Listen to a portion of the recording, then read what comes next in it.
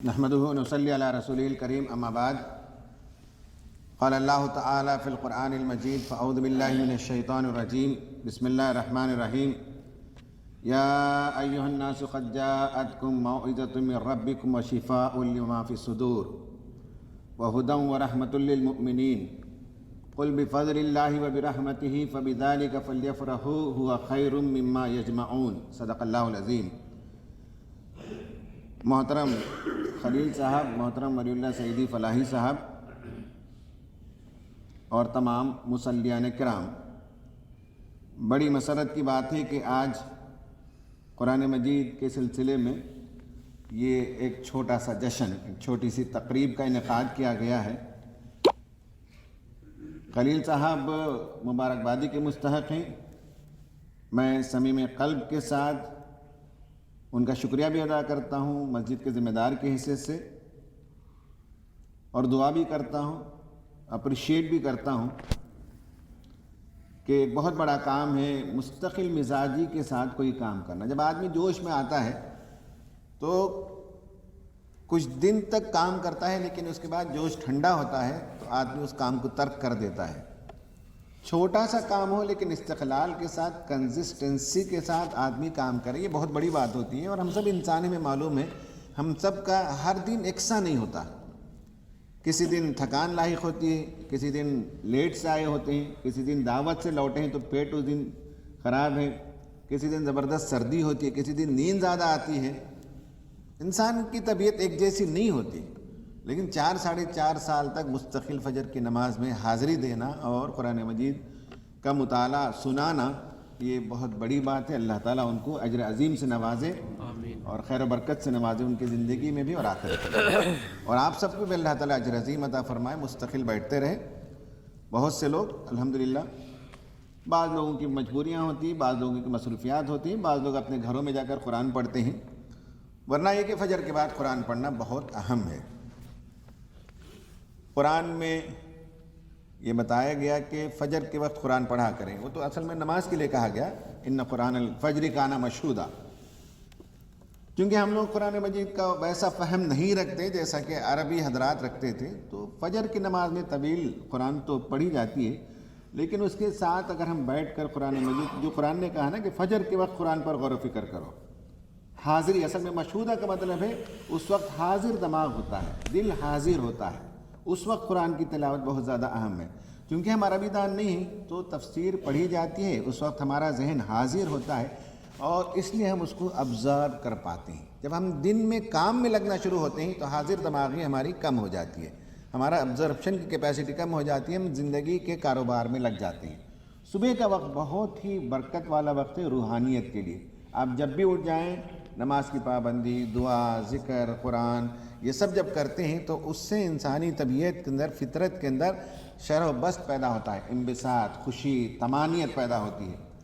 فجر کا یہ جو وقت ہے، جب ہم آتے ہیں تو اندھیرا ہوتا ہے، کوئی چیز نظر نہیں آتی، جب ہم جاتے ہیں تو روشنی شروع ہو جاتی ہے، تاریکی چھٹتی ہے اور روشنی پھیلتی ہے۔ قرآن مجید کا فائدہ یہ ہے کہ جب ہم صبح صبح قرآن مجید سنتے ہیں تو ہمارے ذہن کے اندر بھی، ہمارے نفوس کے اندر بھی تاریکی چھٹتی ہے اور روشنی آنے لگتی ہے۔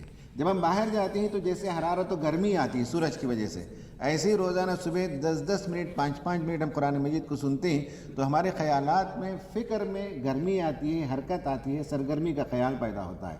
اور یہ جو روزانہ پڑھتے ہیں، 10 منٹ پڑھتے ہیں، 8 منٹ پڑھتے ہیں، ان میں سے 1-2 نقطہ بھی آپ لے لیں تو اصل میں یہ فوڈ فار تھاٹ ہے۔